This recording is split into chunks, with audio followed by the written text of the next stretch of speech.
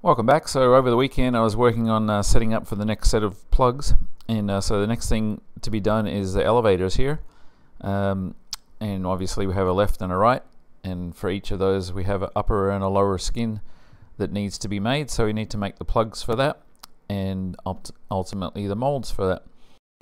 So the next thing I do in SolidWorks is take those two surfaces out without all the different cutouts in them. Just take the basic surfaces from sort of earlier in the feature tree and put them into their own separate file, so I can see what I'm working with. So here we are, and there's basically the upper skin and the lower skin, and you see on the end it just sort of has a sort of taper on the end of it there, and straight on the other edge. So this is what it's going to look like for the lower skin now, with the flanges on there. Just ignore that one big flat surface, that's just a check surface I'm using for milling. But anyway, this is what the lower skin looks like there, and Jeff's idea to save a bunch of time here is to put the sort of taper on both ends of the plug and ultimately the mold, and that way we can use a single mold to create both the left and the right. And ultimately what we'll end up doing is basically just laying up the part in the mold and then cutting off an end there for one side and then cut off the end there for the other side. So that's going to save us quite a bit of time and not having to create two sets of plugs and two sets of molds. And here's the one for the upper skin now. So basically the same type of deal, but got a little bit more sort of wraparound there on the leading edge, because when it gets bonded together, the leading edges of the upper and lower surface kind of overlap, and that gives us a nice solid join across the front there. So anyway, that's how that's going to look. And the same thing with this one, the taper's on both ends, and we'll just sort of lop off the one side here when the part gets laid up, and end up sort of lopping off the other side when you lay up the other side. So that's going to work out nicely for us, and happy to speed through these two now with that bit of time saving. And last time I showed you, this guy had been glass, so this is one to make up the upper straight flanges. So I got glassed, and as you saw last time, and then Jeff sprayed it with some putty, and here we are running the cuts on the putty there to finish it off, and you'll see more of that in a little bit. And next up, back on the engine. So I decided to really dig into the Motec software and learn everything I can about it and everything I can about tuning this engine, so I don't have to rely on anybody else. So over the weekend I spent quite a bit of time learning as much as I could about things like the idle control and stuff like that. So I actually have already made quite a few changes to the tuning of it, and got it running really nicely now in idle, and also when it's transitioning in and out of idle. And I've made a couple of adjustments to the power settings, and also done a lot more in the actual software itself, and configured a bunch of different layouts there that really help me to understand exactly what's going on with the engine. And here you can see I'm just taking it through slow step up, because you can actually set the throttle on the software if you want, instead of actually using the manual throttle control that I have mounted on the stand there. So I'm just taking it up through different RPMs here, and just to see how the map's working, because every time I do a run like this I get to capture all the data and then sit down for hours afterwards and review it and see everything that went on during that run. And even though we don't have the governor working properly yet, and so we're just putting basically air on the prop to keep it at flat pitch, still able to learn a lot about the engine, and just run it and see what sort of things are problems, and try and progress. So once we do get those new seals in January, in late January, we should be quite ahead of the game and already have a bunch of hours on the engine.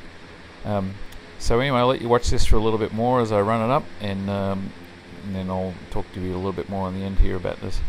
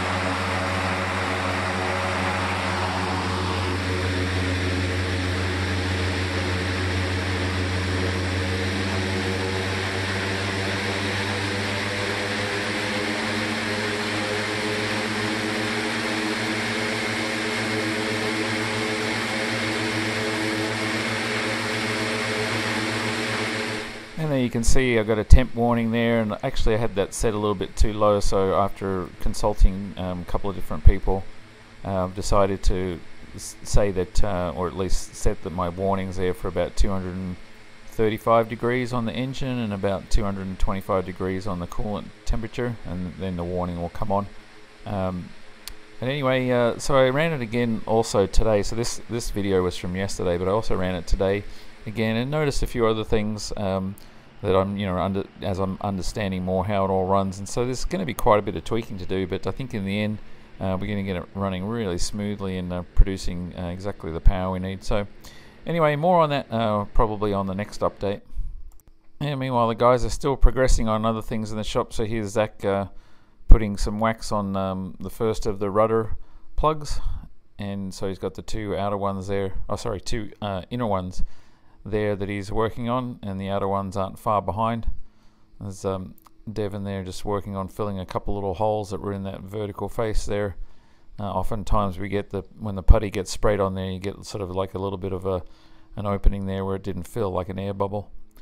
And here is the two there, the ones that Devin were working on. So those got primed.